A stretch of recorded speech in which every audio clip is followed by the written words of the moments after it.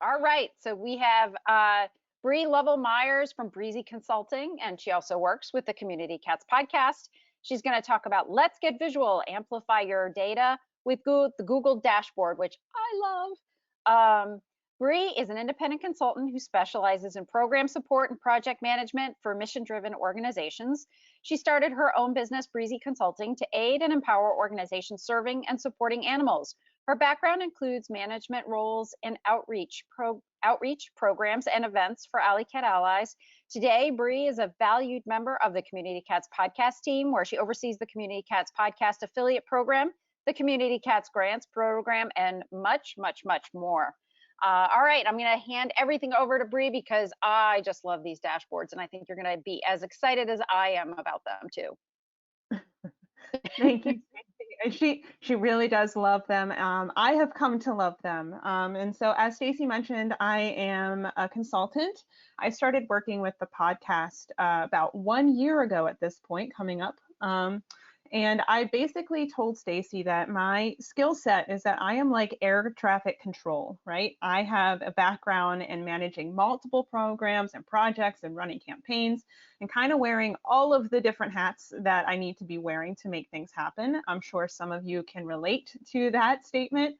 And so my favorite thing is being able to take all those different pieces and keep it organized and keep it running efficiently and effectively. And so that takes a lot of coordination with your team members and pointing this out goes over here and that has to happen then. And don't forget we have that on the horizon. It really does feel like air traffic control, right? You have a lot coming and going and it's just, you need someone to keep it all down. And so with that in mind, Stacey one day approached me and said, "Have you heard of Google Dashboard?" And I said, "What?" Because at the time I had not. And I honestly, I mean, I love a spreadsheet, and I think Stacey would agree that I love a spreadsheet. I do a lot of them. I work with data a lot, but I am not a data analyst. I am not a graphic designer, certainly when it comes to visual things. And I thought, I don't know if I can do this, but I'm going to soldier on. I'm going to learn what I can, and let's just see what we do. And I tell you that because I want you to know that I come from a programs background, working with Alley Cat Allies and other nonprofits, and I am not an analyst. And yet here I am talking to you about data, talking to you about dashboards, because even if you don't think you can, I bet you can. You can build a great dashboard and you can use it to power your programs and power your mission. And so I hope everyone enjoyed lunch. And I know that you're super excited to talk about dashboards here today. And so let's go ahead and get on in it. All right, so today we are going to talk about the concepts of data visualization and dashboards.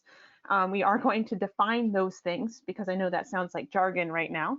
And then we are going to talk about using Google Dashboard in particular, and then I am going to show you some examples and walk you through. So if this is all brand new to you, do not fret. This is going to be a very high-level presentation.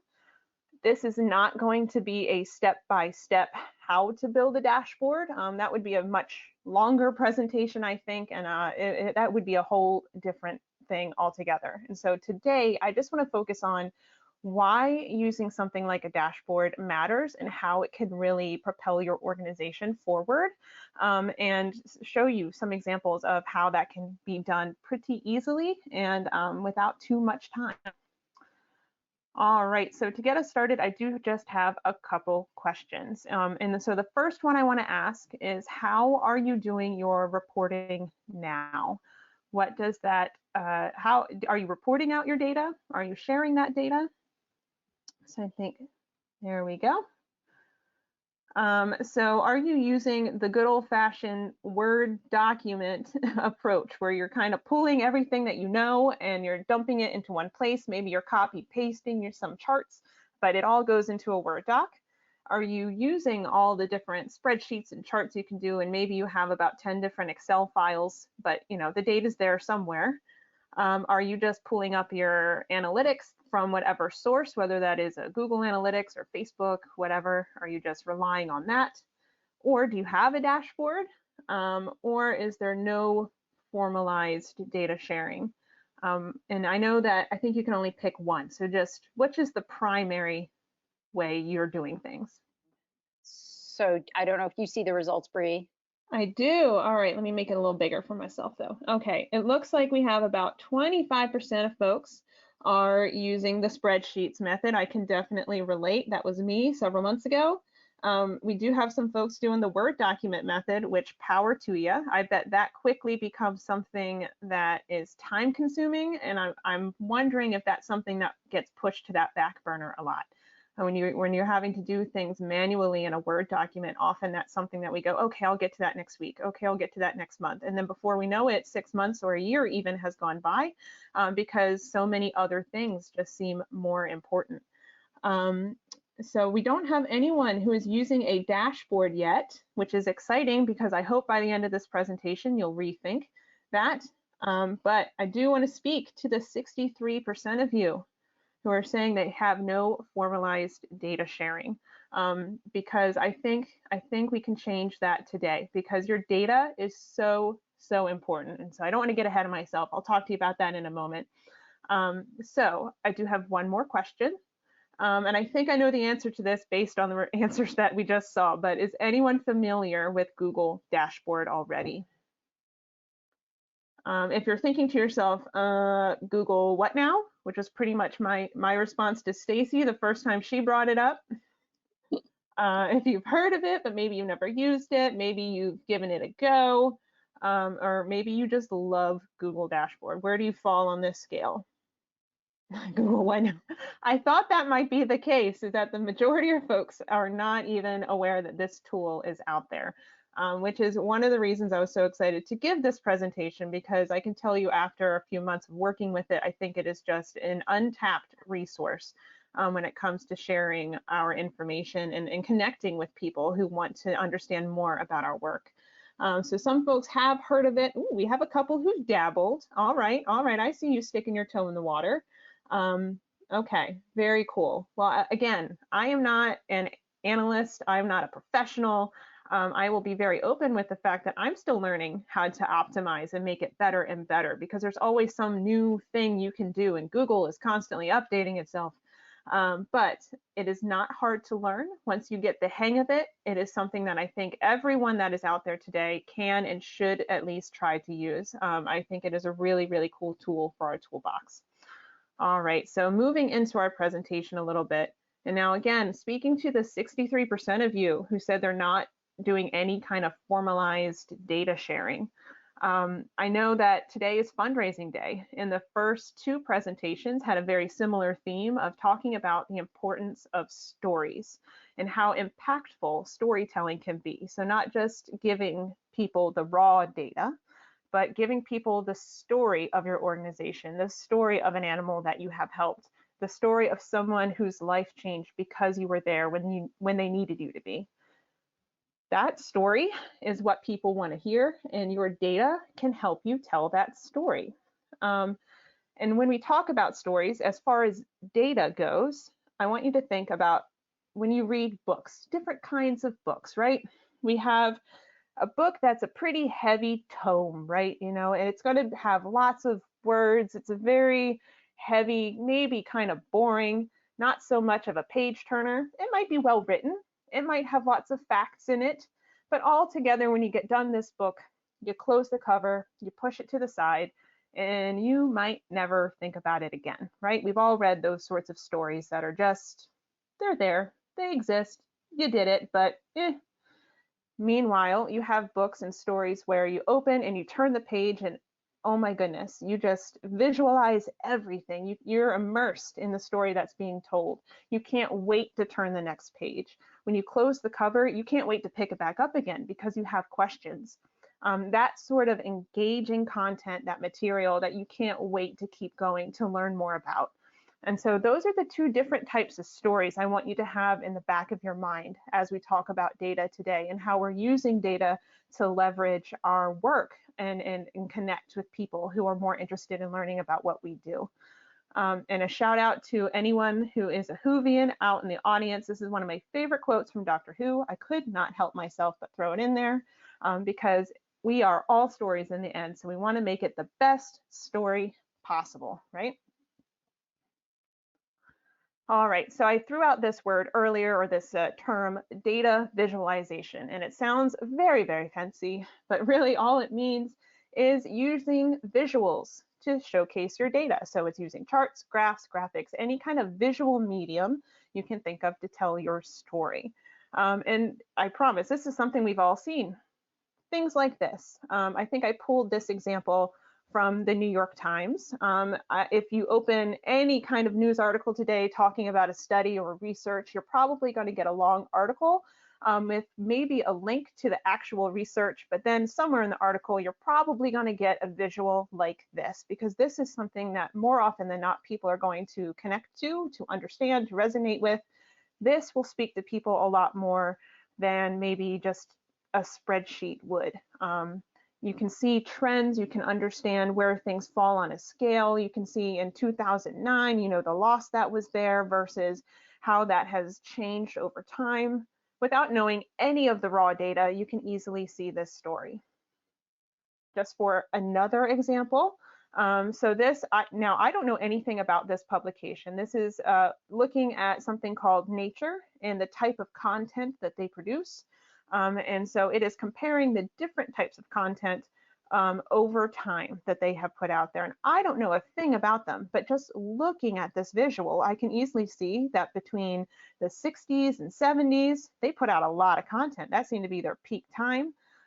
It looks like over time they have shifted away from letters and reviews, and now news articles take up a larger percentage of the total content that they're putting out there. So again, without looking at rows and rows of just numbers that might have very little context, your visual is immediately putting before people the story that you're trying to tell. One more example, something that we are all very used to seeing at this point. Now this is from February 2021, so earlier this year. Please do not think this is a current map, but this is looking at COVID cases. And so we've all seen this kind of heat map more and more and more.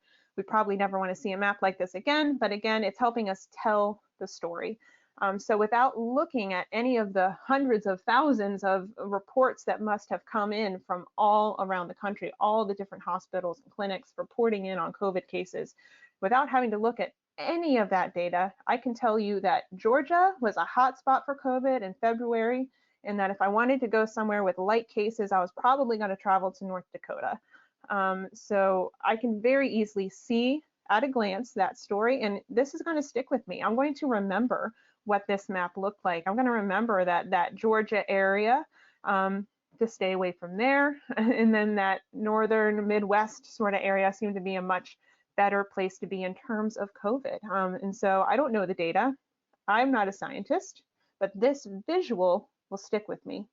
And that's what I want you to think about, is that we all have lots of data to share. We all have multiple spreadsheets, information that we could just say to our donors, that we could just talk about with our board. But talking about it and looking at just printouts of numbers, that is not going to tell the same story as a visual might. There's something about the human mind that has been programmed to take in a visual medium and hold on to that and feel more connected to that than just looking at numbers on a page. And there's a reason that the cliche, a picture is worth 1,000 words, that's a cliche for a reason, right? And the same thing can be applied to our data. And so it can be hard to remember numbers in a spreadsheet, but if you look at a data visual tool that has been put in front of you, something like that is going to impact you a lot differently than just seeing a spreadsheet. Now, the cool thing is that when you're thinking about your story, getting back to that, and what it is you want to tell, what the most exciting things about your work are to share with others, your priorities, your actionable insights, you get to come up with the right visual tool to showcase those. And you get to tell your story in your way. And that's where the dashboard comes in. Now, what is a dashboard? I keep throwing this word around. What the heck does it even mean? Yes, just like your car, this is a dashboard, right? And so if you're thinking about being in the driver's seat of a vehicle, you have the dashboard in front of you. And what is this telling us, right? It's giving us all the top line information we need to operate that vehicle safely. every car has a computer system in it. Every car has lots of data and things that are firing and triggering. There's constantly tons of information that car is putting out. But we, in the driver's seat, we don't need it. We don't need that rows and rows of computer printout.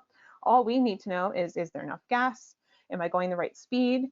Is the engine oil the right temperature? We get the top level items that we need to know to drive safely. We have the information we need to steer that car.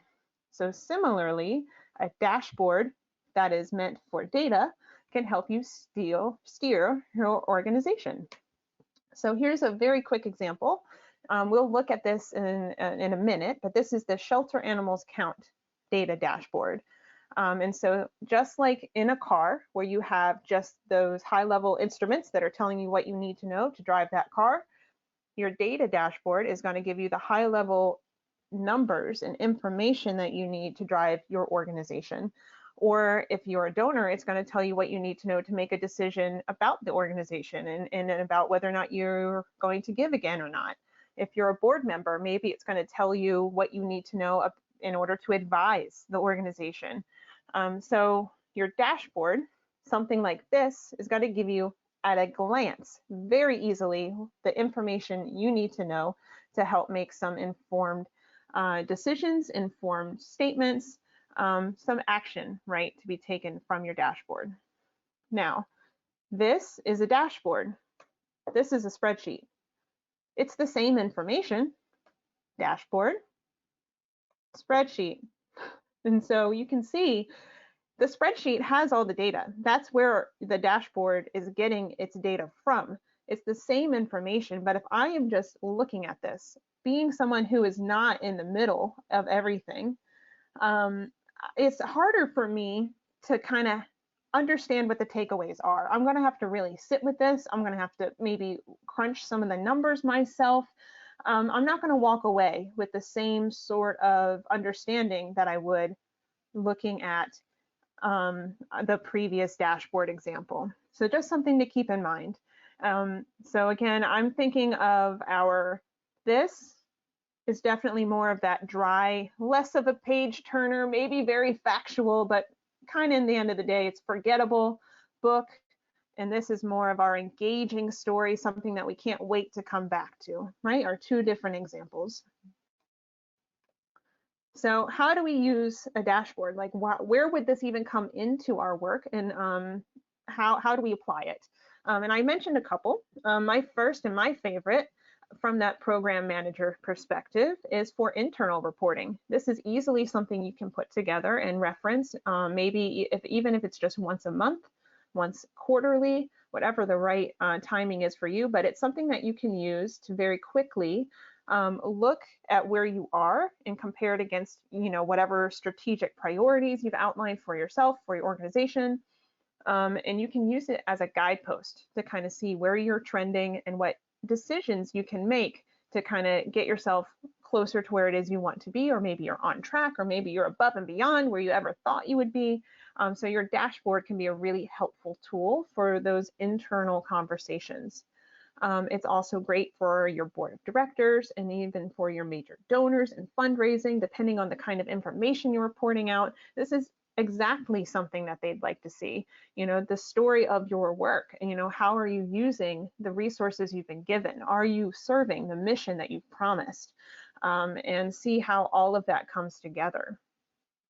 It's also, if you want to transition away from maybe a paper annual report, this is a great way to think about giving information to the general public, your annual report, or just having it available on your website as something that anyone can access and look at and interact with, to telling that story and for them to understand what your story is.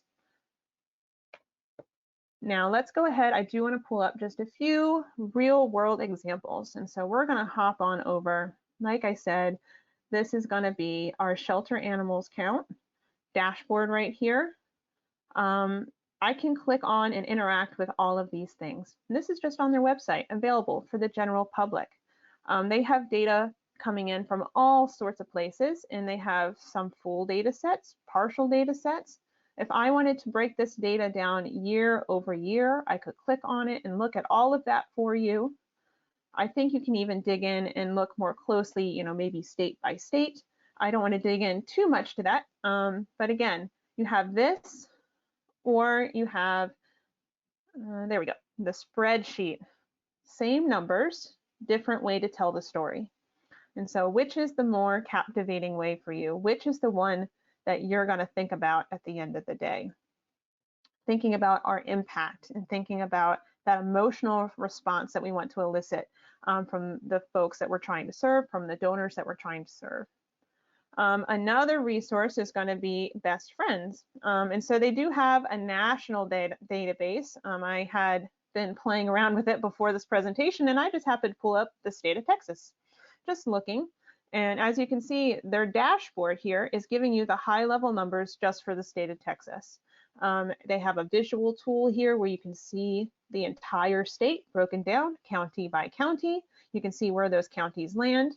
And now this data is backed by, I can only imagine, hundreds, even thousands of shelters reporting in. So you can just imagine the quantity of reports that are feeding into this dashboard. But all of that doesn't matter. What matters are these high level numbers. This is what's going to inform our decision making. This is what says whether or not we are on track to meet our goal. Heading over to their main dashboard, looking at the entire country. Let's pull that up for you. So they have a mission to make the nation no-kill by 2025, and this map is telling us how successful we are or how we are trending toward that goal. All right, and very quickly you can see all of this light green, and that light green tells us that they are on their way toward that no-kill status. We see a couple red states that still need special attention, but very quickly, very easily, anyone, I think, could look at this and understand what the data is telling us. So again, those are just some very quick examples for you that exist in the animal rescue, animal sheltering community. They are available to you. I encourage you to go out and click around, engage with those dashboards and kind of see what they're about. All right. So I know that has been a lot so far. We're talking about data, dashboards. Hopefully your eyes haven't just completely glazed over and you're hanging in there with me. I knew my audience, so I threw in a couple of just cute cat pictures to make sure y'all are still with me. Oh, look at this guy. He's just having fun rolling around. All right, so come back to me now. And if you're not here yet, how about a basket of kittens? Cats. Things are better. All right.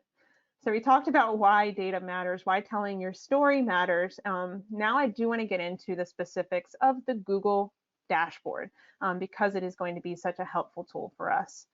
All right, so take a deep breath. We got this. Remember, yes, you can. Do not sit there telling yourself that this is above and beyond you. I know you can hang in there with me and that you can use this tool to really benefit your organization. And so Google Dashboard is just a free data visualization tool. It is interactive and fully customizable. So what that means is that it is free for you to make one of these wonderful dashboards that easily reports out for whichever audience you decide you want to be reporting to. And it takes all of your data and puts it in one convenient space, putting you in the driver's seat, putting your donors in a position to make the decisions and actions they need to take. All right, so I've used the word Google Dashboard a whole heck of a lot, but let's go ahead and look at what that actually is. All right, so this is Google Data Studio. Here we are. Welcome, everyone. And so this is where we connect our data and we can build our dashboard. So as you can see, I have my Community Cats podcast dashboard. We will look at that in a moment, but Google Dashboard does have some helpful templates, and I just thought we'd look at a few of these to get an idea of what we're even doing. You have some Google Analytics templates. Let's see, some other types of sources. One of my favorite ones to look at has been the YouTube Analytics. Now, the cool thing, we'll get into this in a moment, is that you can link up your YouTube channel directly with this page or with your dashboard. I don't have a YouTube channel, so I'm not going to link anything. And your dashboard will talk directly to your YouTube channel and pull all of that data all by itself. You can set it up, and it will read all that information and update regularly, and there's not a single thing you have to do beyond maybe making some modifications to this report to make sure it meets your needs. But let's say that you also agree that your top line items to understand are your views, your watch time, your video shares. Google Dashboard is set up so that all you have to do is plug and play here. So this is just one example. There are more, but I don't want to take up too much time looking at those. But there are different ways that we can showcase our data, but this is ultimately a dashboard. So this is, I'm assuming, for some sort of shop. Again, just another example of what a dashboard looks like. You're getting your high-level numbers here, the information you need to know to make decisions, to tell your story. You're not looking at countless spreadsheets and just printouts of analytics. You're just getting the information that's most important to share. All right, so we're going to head back over. I know, if you're feeling confused, if you're feeling overwhelmed, I want you to take a deep breath and just hang in there. All right, because it's very simple. And again, I'm going to remind you, I'm not like a Google dashboard expert. I am just someone that works with nonprofits, and I said, let's go ahead and learn it. It is very learnable. So it's very simple. Once you get the hang of it, all you have to do is connect your data, set up your charts and tables and everything to receive that data. You're going to format your spreadsheet, or format your dashboard, sorry, so that it meets your design needs. You can add your logo, you can use your preferred fonts, your preferred color palette. You can set all those things up so it's branded appropriately for you. And then you're going to share it with the world, whoever it is that you want to share it with. And the really super cool thing is that Google Dashboard will take it from there. It will update that data whenever your data is updated, your dashboard will update. And we'll look at how that works here in a moment. But I really just want to put down that it is that simple. You just connect your data, set it up, format it, and then it's good to go. All right. Now, again, this is not going to be a step-by-step how to build a dashboard, but this is a little piece of information that I wish I had understood better when I was at the start of my own dashboard journey. So I just wanted to take a moment and explain this. Hopefully it will be helpful to you as you go off into the world to build your own dashboard. So there are two ways that data is linked to your dashboard. And so your dashboard is, again, where you want everything to end up. And the one way that that data can come in is through the connectors that Google has built for you. And so those are going to be things like Google Analytics, Google Ads, Google Surveys. Basically, Google will talk to Google products really well and really easily, and that includes things like YouTube. Now, there are some that have been built by other folks that will help you connect to things like social media, maybe your MailChimp, Salesforce. They do exist.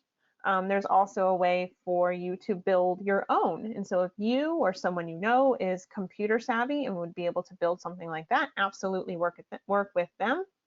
But the benefit of using these connectors is that your dashboard will talk directly to that data source. So there's no middleman. You do not have to go in and update a thing. It's going to do all the work for you. It's almost like a set it and forget it. But I mean, of course, we're always going to go in and constantly try to optimize our dashboard. We're never going to leave something completely unattended. But for the most part, you can set it up, make sure you get all those, visuals up to par with what you're looking for. But the data itself is going to update without you having to do a thing. And it is beautiful, I got to tell you. Now, the other way that you can connect data is by doing a manual upload. So like I said, Google talks to Google products really well, but not everything we use is going to be a Google product. And so, for example, for the podcast, when we upload episodes of the podcast, we use a service called Libsyn, and there is no pre-built connector for Libsyn for Google Dashboard. So there wasn't a great way to automate or automatically pull that data into the dashboard. But what I did do, and this is a pro tip, because again, Google talks to Google really well, is I started using Google Sheets. And I was then able to update a spreadsheet just like I'm used to doing. All of us are familiar with either Excel or at this point, Google spreadsheets. You can build that spreadsheet, update it just like you normally would. And then when you connect it to your dashboard, anytime you update that Google Sheet, your dashboard will update. And same, you can use Excel. You're just going to have to upload a CSV file, which is totally fine. But I found that the Google Sheet just kind of removes that extra step of having to do that manual upload. However, there is still that middleman. Now, like I said, Libsyn for the podcast was one thing that I found I had to do, pull that data myself. But I have not yet found any kind of pre-built connectors for Shelter Love or PetPoint. If you use anything like Cuddly, Mighty Cause, DonorBox, Little Green Light, I have not found anything just out of the box that's ready to talk to those sorts of things without a middleman. But where there is a will, there's a way. Like I said, I started using Google Sheets to compile all of our data.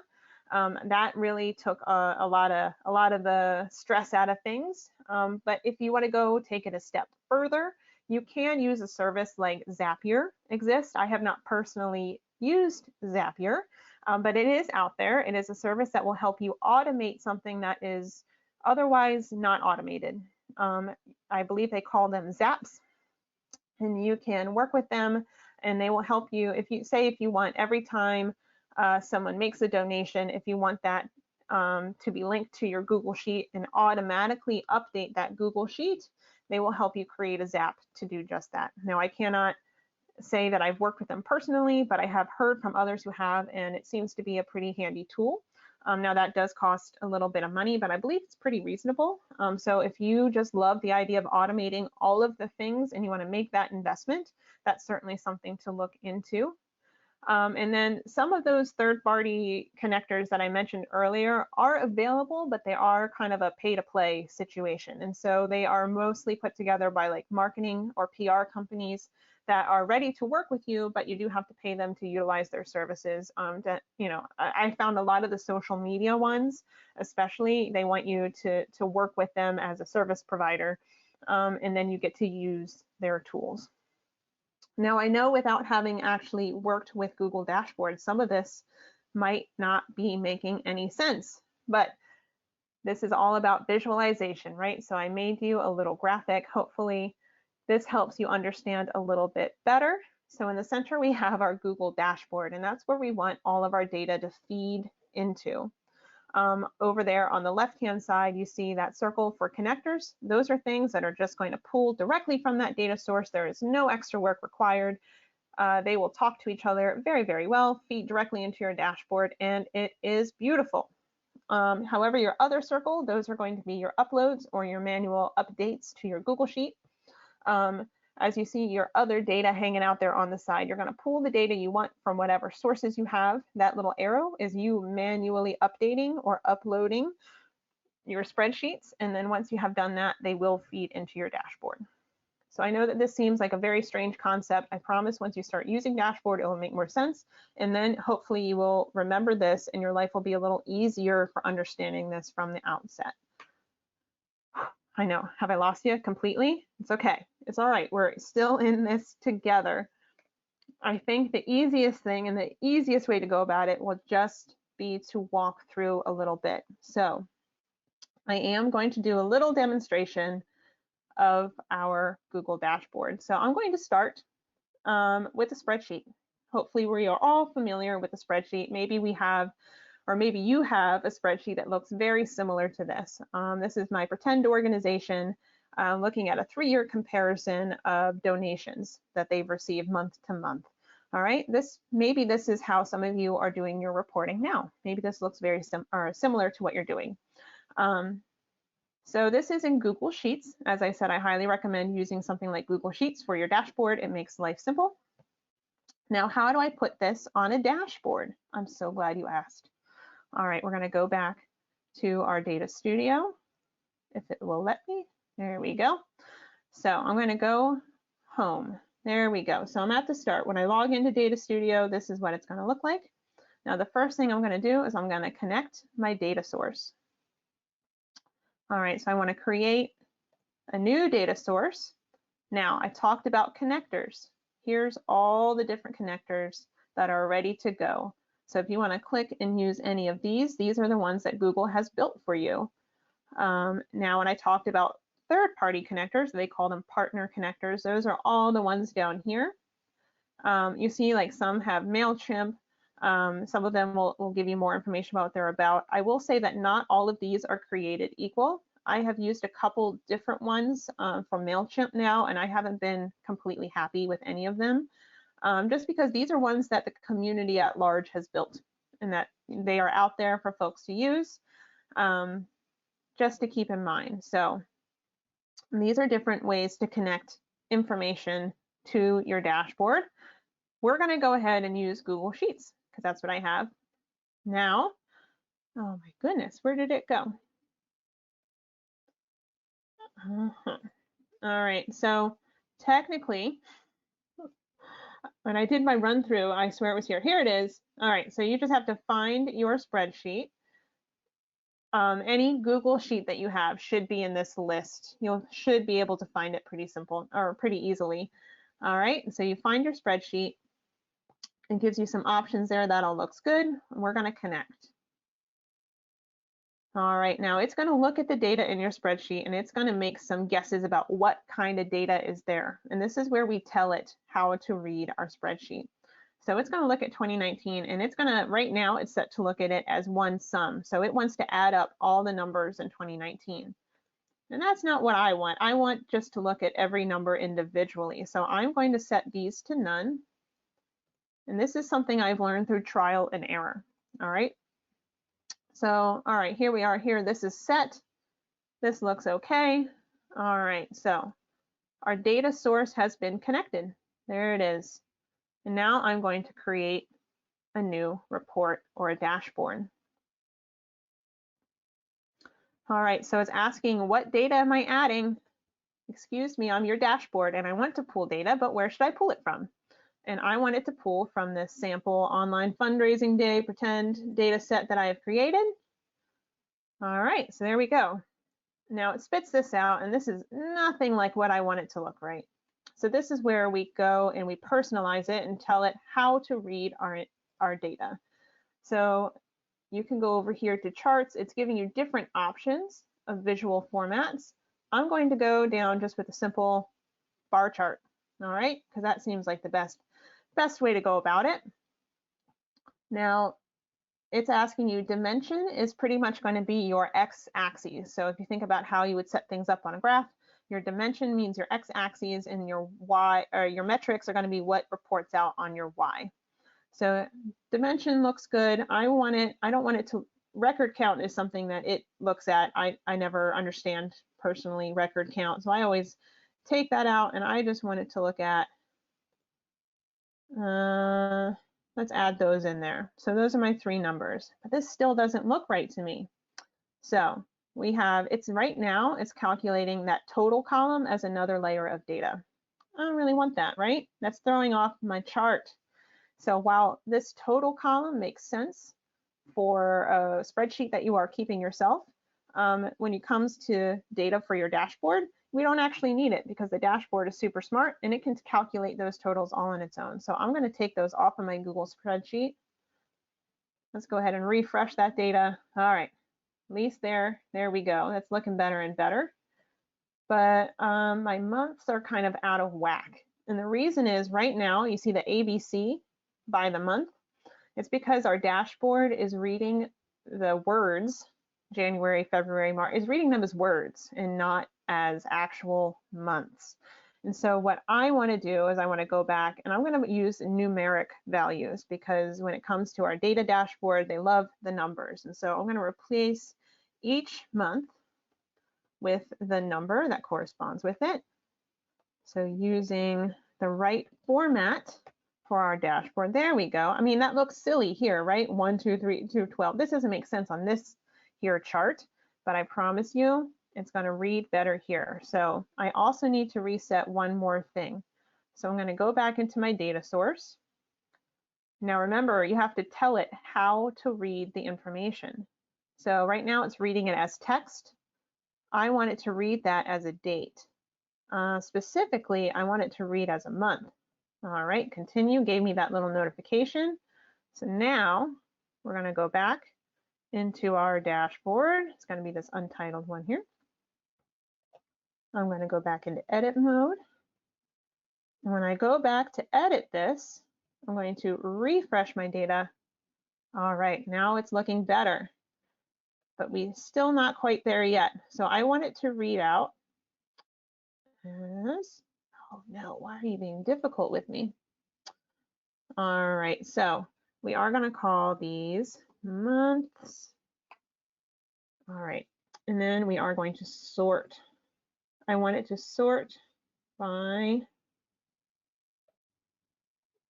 we're going to sort by month, and we're going to sort ascending. And it's still not reading right. So how do we troubleshoot that? Now maybe, let's go back over to our data sources. Maybe it should read as text. Let's see what that happens then. Going back into our report, see, it's a little clicking around, but for people who are intimidated by things like this, I always like to remind them that when they were building this kind of report, they did not install a self-destruct button. There is no big red button that you're going to press and break the internet, right?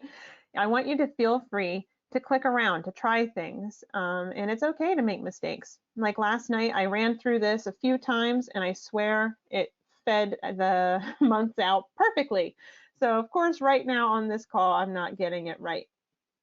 So, but in theory, without spending too much time, you could, all of this would say January through December, but it's only going up to 10. Why is it only going up to 10? Well, we can set our bars to 12. There we go. We have our full month of the year.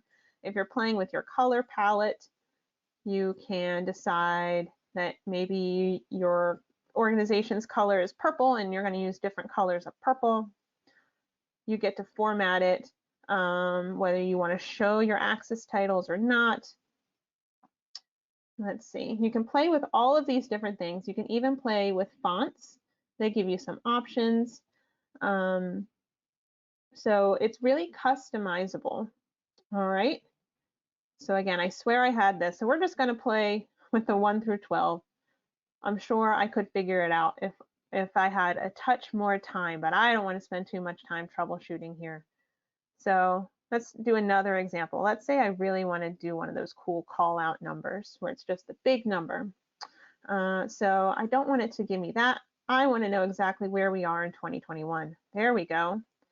And we are, in this instance, we do want the sum. So right now it's taking all the numbers from this 2021 column and it's adding them up and giving me that sum. And so this is where you can name it. We're going to call total donations 2021. And you're going to tell it what type it is and its currency. We're going to scroll down to the United States dollar. Looking good. All right, and then let's just say that we want that to be huge. Let's go ahead and make that 48. Let's say that this is my preferred font. Look at that. I like that one. Let's make that one. Oh, good. Let's go with that. So here we are, already coming along beautifully. And now you can continue to work with this. You can very easily pull in that data. But as an example, now let's say it is November 1st. And so I now have a total for October. So like I said, connecting Google Sheets means that all I have to do is go in here, update October. Let's say October was great and we ended with $65,000. Look at that. Now over here on the dashboard, I don't have to touch the dashboard at all. All I have to do is hit refresh and you see it gave you that number right there in October. All right, want to do that again. Let's see it again. Let's say we had a wildly successful November, $75,000. Look at that. We're applying all of the things we learned here at Fundraising Day in November, and our Giving Tuesday is just crazy. And boom, look at that. All you have to do is refresh the data. Our total, this number over here has changed. The bars over here have updated. So with one click of a button, you're updating multiple charts, multiple visuals all at once. And depending on the type of connector you're using, some of it will update without you having to do a thing. All right, so that was a little bit of a walkthrough. So some things I want you to think about as we go through are that, again, just to reemphasize, you are not going to break Google dashboards, all right? You're not going to break the internet. It's something that anyone can try and anyone can use. I want you to feel confident going out there and trying to make it yours. Some questions I want everyone to think about before you build your dashboard, just like we would before we write a story, is who is the audience for that dashboard? Who is going to be receiving this story? And what questions are you trying to answer? What are the most important things someone should know about your organization, about your work? What do you really, really want to put in front of folks? Think about what the most important information is going to be, and then what would be the most effective visual tool to share that information. For instance, in my little example there, I chose a bar graph. Maybe you would use something more like that heat map, a map of the country, a map of the county that you're working in. Maybe you're going to rely on a pie chart, or maybe it's one of those like word maps that gives you like the emphatic words are bigger and other words that are smaller. You get the idea. But then we're going to optimize our data. And now this is some like next level tips. Once you figure out your dashboard, connect your data, figure out what story you're telling, just some next level tips for you that I have learned from the other pros that are working out there, is that folks will look at a dashboard, they'll read your dashboard the same way that they read words on a page. So I think maybe we're all just kind of programmed, at least here in the US, to read left to right, top to bottom. So when you're thinking about presenting your information, if it is something that you definitely want folks to know, if it is the most important thing someone should walk away knowing, it's going to go in the top left of your dashboard. If it's maybe helpful and important, but not as much of a takeaway, it's going to go on the bottom. So think like a Z, left to right, top to bottom. The experts do recommend that we keep our colors relatively simple. So it could be really tempting to try to change, use a really vibrant background color, and we're going to make all the bars of our graph different colors. And if you're like me and you're kind of eclectic, maybe you love that splash of color, everywhere. But maybe your dashboard is not the place to reflect your love of color. We're going to step it back. We don't want the color to be distracting. We want our data and those visuals to tell the story. And so try thinking of more of a monotone look, or sticking to the branding. So whatever your colors are as an organization, keeping it clean. And the ultimate takeaway is that visuals will make the most lasting impression. As hopefully you've seen demonstrated through this presentation, spreadsheets are great, but they're only part of your story. Using those visuals to go the extra mile, to tell donors why you're worth that donation, to tell your board how successful you've been at meeting certain goals, to help steer your organization. Those visuals, those top line numbers, are what are really going to help put you over the edge, and even closer to whatever stretch goals you might have. So here are some more resources. Again, the link to the Data Studio. There are a number of YouTube resources, articles, podcasts, webinars out there. I listened to a number of them, but here are some that I found particularly helpful when I was starting out. Again, these will be included after the show. So some key takeaways. Your data is telling your story. And we have heard time and again how important that storytelling is. Data can be overwhelming, I would say, for the lay person, someone who's not in it day after day. If you're just someone off the street who's receiving large amounts of spreadsheet type information, just kind of the raw numbers on a page, there's not a lot of context of that for them. You might get really excited to know that your newsletter had a 4% bump in click rates, which is really exciting one week to the next, but that 4% bump might mean nothing to some donor that you're trying to connect with. You have to make it resonate with them. Your dashboard should provide some relevant insights for that audience, whatever action it is you're trying to get them to take, whatever the hope was in presenting them with that dashboard, you want to make sure you're giving them the right information. And as you're thinking about all the ways to tell your story, to share your data, please know that Google Dashboard is a free tool available for your toolbox. Whew. We made it. All right. So thank you, everyone. I think one last thing, I'm assuming we'll have a couple questions, but I do want to just quickly show you the Community Cats podcast dashboard, if that would be helpful. Stacy, is that all right with you? Oh yeah, definitely. Go for it. All Show right. So all our secrets. all our secrets. And so Stacy is a very transparent person, I would say. When she comes to sharing data, she's on team, make it known, which is great. And so when someone pulls up this Community Cats podcast, right here, we have multiple pages. That's something else I would say, is that because we have multiple programs, we have multiple pages of content. But here's the most important thing. If you want to know exactly where we stand on our episode release, we have every episode week by week.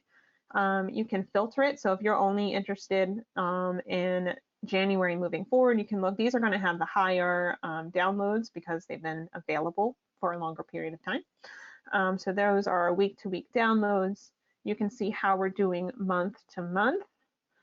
And you can even add photos into these dashboards. And so I have screenshots here, some of the reviews.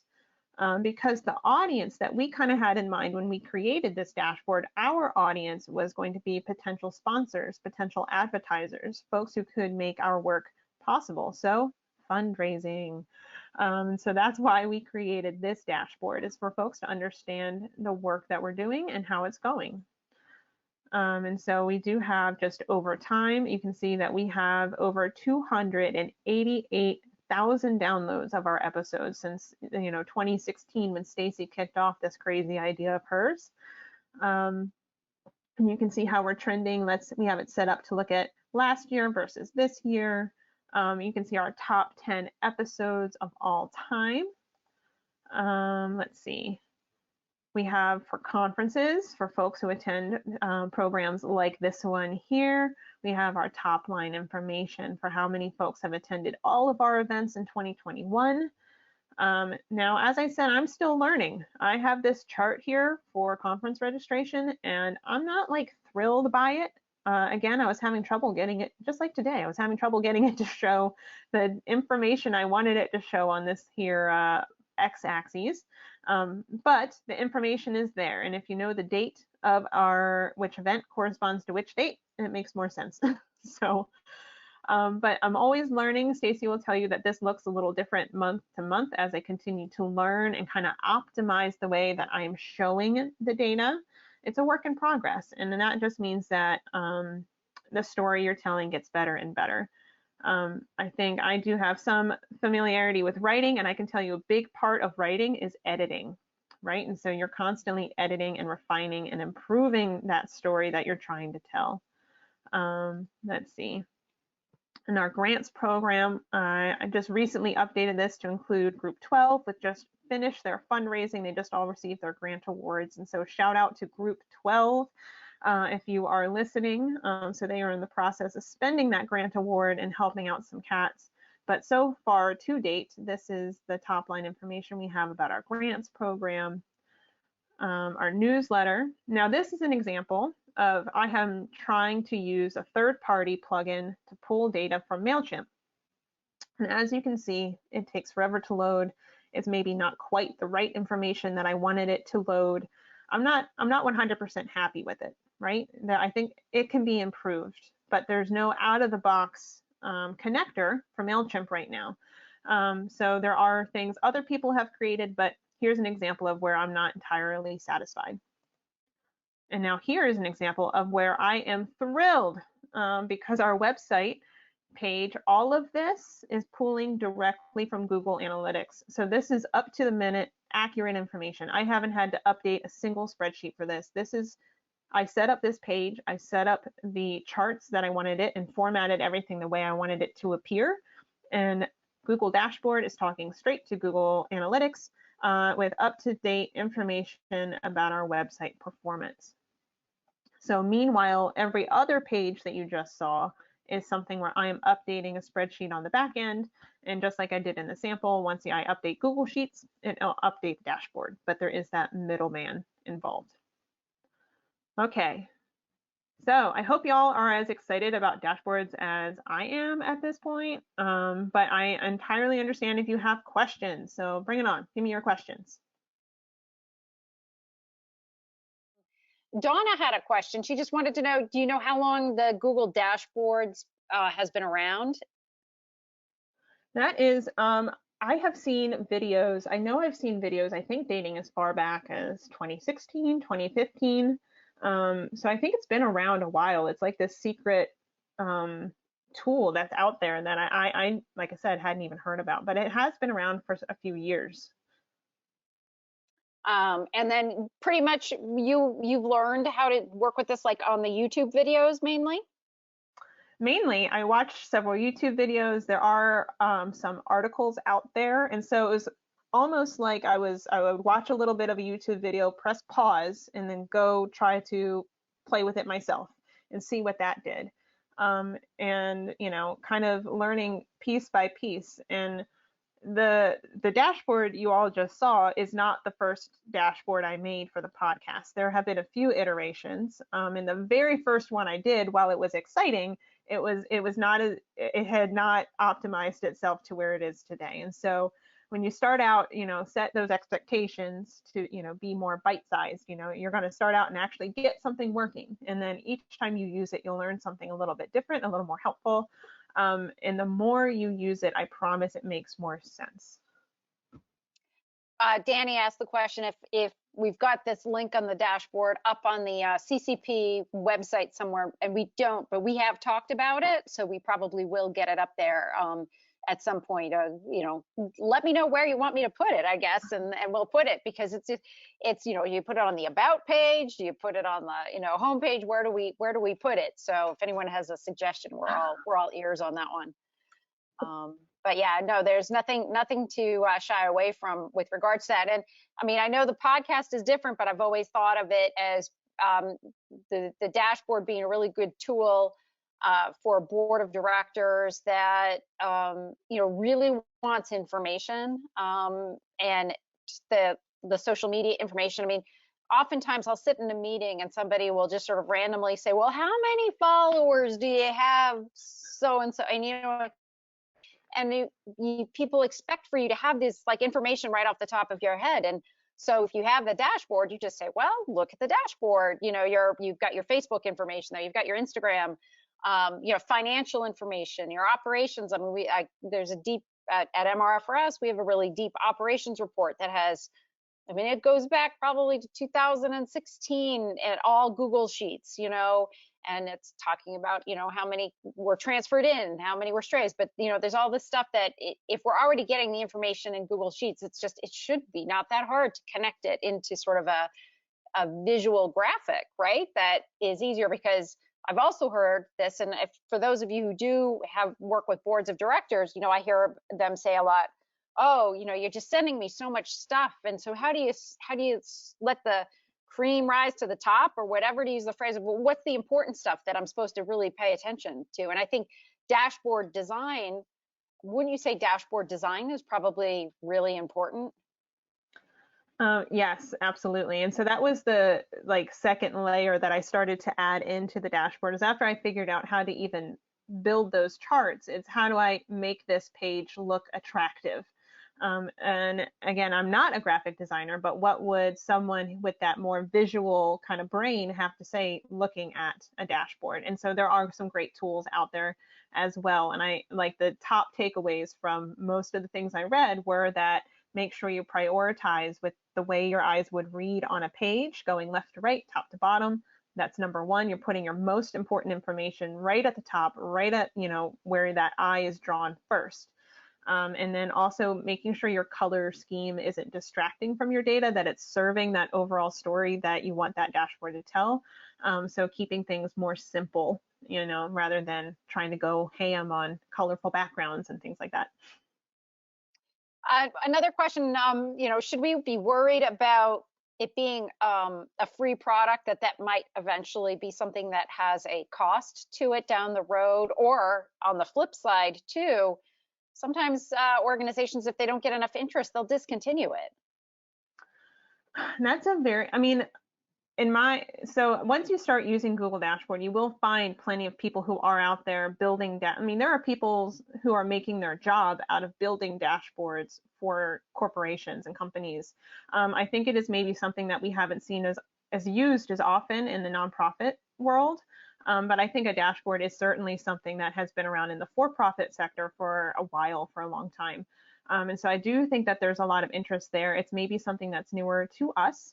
But I don't think it's something, Google provides so many services and links so many of its products in. I just can't see it going away because I think it is something that so many folks are relying on at this point. It's certainly not the only dashboard provider out there, but this one is free. And so everything you saw in the dashboard today was free. We did not invest extra money going above and beyond. And so this was very affordable budget-wise. The biggest spend was just my time to learn it. But after that, it really, I think, serves itself with that return on that investment.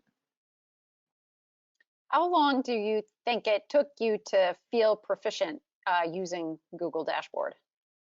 Oh, that's a good question. For me, there was a very nervous first week. I think the first day or two, I really dug into it. There was that moment of oh, what have I gotten myself into? But like I said, eventually you just I'm a trial and error person. I have to dig in and play with it myself. I'm not one, I personally don't like templates. I like a blank space where I can really explore things myself. And sometimes that can end up really cool. And sometimes I just making my own life harder for no particular reason. But in this case with the dashboard, I found that using just that blank page to try and get used to it, it worked out well. So really it took me a couple of weeks, and I wasn't focusing solely on the dashboard during that time, among my other things that I had going on. A couple of weeks really to start feeling like I had some good traction. Honestly, connecting everything via Google Sheet was the turning point for me, because before I had a lot of Excel spreadsheets and I just couldn't figure out how to get data that wouldn't just directly feed into the dashboard. How could I get Libsyn into Google Dashboard when there was no pre-built connector? And I had that sort of aha moment of Google Sheets, and life got a lot better. So hopefully you don't have to go through that struggle. You can just start with what I had learned. I have a quick question for the group out there. Are any of you members of a board, or do board reporting, or do any sort of either monthly or quarterly reporting? And if you do, say I do in the question section. I'm just curious to find out because I know from my standpoint, when I used to have to do, great, excellent, there are a couple people out there. I felt like when I got through one board meeting or one finance committee meeting, I was immediately having to prepare for the next one with a lot of manual stuff of, gathering information from various people and all that. And if I could just have them all just put the numbers in automatically in a Google sheet, and then I can spit it out, then I wouldn't be having, even though everybody knows they're supposed to get their stuff in, you're always chasing people for stuff. And so I just think that this is really nice to be able to just have it, as you say, the ability to be automated either on a monthly basis or in real time if you can connect in. The social media stuff is awesome because we all have social media. And so if that all can connect through, and then the website analytics, there we go. We got a third of our stuff covered right there, and then we've got our fundraising, we've got our financial, and we've got our operational stuff. So maybe it's 25% of what I would envision in one of these dashboards. But love to hear from folks out there in the audience if there are certain categories of things that you would like to see on that dashboard. Like I said, I would think about operations, I would think about financials, I would think about social media, I would think about donor and events. That kind of stuff, but I'm probably forgetting something. So, excellent, excellent. Another question for you, Bree. Is there an interactive map link at the dashboard? Or is that just an example from another place? I guess is the question like out of the box in Google Dashboard? Is there a map link? That's a great question. I honestly haven't had to try and reproduce that kind of map. So I'm sure something exists. I just haven't dealt with that personally yet. So I can't say yes or no on that question. But there are lots of different chart types available, I will say. That's great. Well, Bree, thank you so much for putting this all together. Great presentation. If